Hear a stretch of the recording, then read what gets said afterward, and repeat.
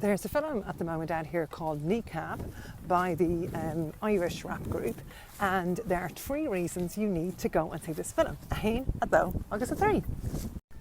A hain, it is gáire as ord funny agus angleic. It is laugh out loud funny. Probably like Train Spotting funny, extremely witty, but that is the wit of Belfast, particularly West Belfast, which I'm very familiar with, having spent my youth up there in the 90s and had a boyfriend from Turf Lodge. And marry sé thú in a gaeilge. It will cut you in half the wit, so it is literally hilarious. A dó. Níl an scanán ar fad about Brits out. Rih a hui me godi on scanán bhí imní orm. Before I went to the film Kneecap, I was a little bit worried. I live in London.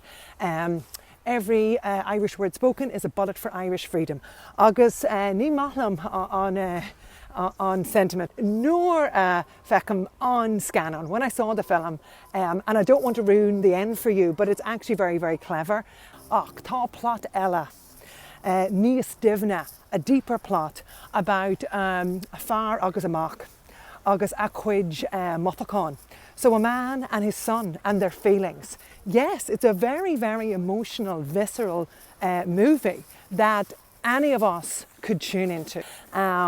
Between Bobby Sandals agus Nisha. So this is very, very angleic, very cleverly interwoven in the whole big mad story about a mad night out, agus ag Jock Bucky, agus Ruddy mar sin. 3. Tá an scanán. This film is actually a spríoch saoirse de anam and down. It's actually a spark of freedom for the soul of the world. And it's actually a spark for culture indigenous, for Changa indigenous. It's actually a spark for anyone from an indigenous culture. So it's much, much deeper than an Changa gaeilge. It's much, much deeper than the Irish language. And therefore, go see it. Tá an scéal an astóriacht, agus an ceol go hintach. The music, the acting, and the story is fantastic. Because níl ach saoil amháin agat. You only have one life, and it's a good idea to go see something different.